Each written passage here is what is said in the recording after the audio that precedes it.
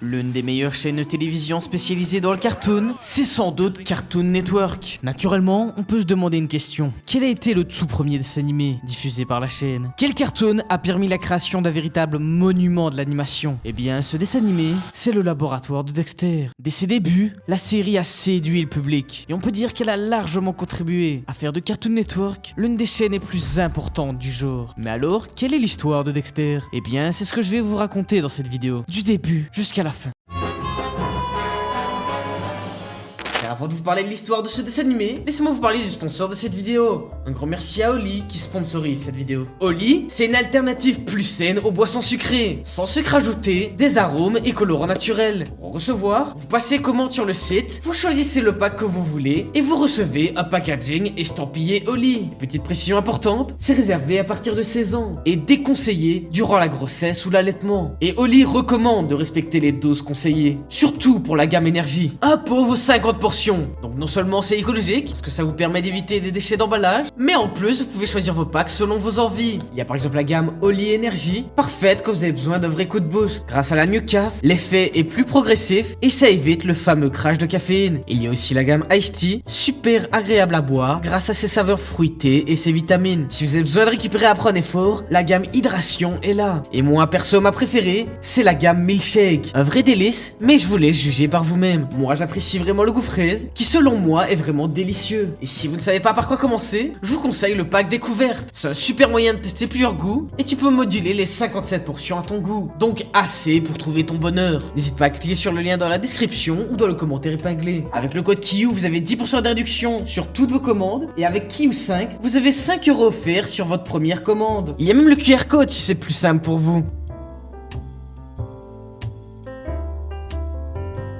Encore merci à toutes celles et ceux qui cliqueront dans le lien dans la description. Et plongeons-nous maintenant dans notre histoire. Dans cette série, on suit principalement les aventures de Dexter, qui est un véritable génie et qui est un scientifique un peu timide. Et il est souvent embêté par sa sœur, qui vient fouiller dans ses affaires et fout le désordre. Sa sœur s'appelle Didi. Et non, il n'y a pas d'épisode où elle obtient une île, qui est une fille gentille mais maladroite, et qui au contraire de Dexter n'est pas très maline. Le premier épisode commence avec Dexter qui crée un portail interdimensionnel. Un monstre sort de cette dimension et il saccage son labo et le dévore. Dexter écrit une lettre dans l'estomac du monstre afin que Didi puisse le sauver dans le passé. Elle utilise sa machine temporelle et se retrouve dans le passé. Elle essaye de prévenir Dexter mais en vain, parce que lui, il ne la croit pas, parce qu'il sait très bien qu'il n'aurait jamais confiance en elle pour quoi que ce soit. Sauf que quand il voit deux Didi dans le jardin, il finit par croire ce que sa sœur lui disait. Didi, vexé par ce manque de confiance, décide de l'humilier un moment, pour juste après lui dire le contenu de la note. Sauf qu'à cause de ça, il était tellement humilié qu'il ne voulait plus voir le contenu de la note. Du coup, il reteste encore une fois son portail dimensionnel et il se passe encore une fois la même chose. Sauf que cette fois-ci, c'est pas une, mais deux Didi qui sont envoyés dans le passé. Et cet épisode se conclut sur une boucle temporelle. Par la suite, Dexter fait des expériences sur son singe pour lui donner des super pouvoirs. Sauf qu'au fait, il n'avait aucune idée que ce singe avait déjà des super pouvoirs. Et qu'en fait, c'était un super héros. Et qu'il avait même une petite amie et un groupe de super héros. Un peu comme la Justice League. Après le supposé échec de l'expérience, le singe reçoit un message télépathique de sa petite amie, indiquant que la ville est en danger et qu'elle a besoin de son aide. Après ça, il se transforme et se dirige vers le lieu de l'accident, où se trouve un monstre de lave essayant de dormir paisiblement sous la ville. Mais puisque la ville est trop bruyante, il finit par se réveiller. Il aurait juste pu aller en campagne et ça aurait été réglé, mais bon. Le monstre se plaint que depuis 400 ans, il veut simplement obtenir un peu de paix et de calme. Sauf qu'il n'a jamais pu à cause de l'animosité de la ville. Momo le singe, oui parce que j'ai pas dit son nom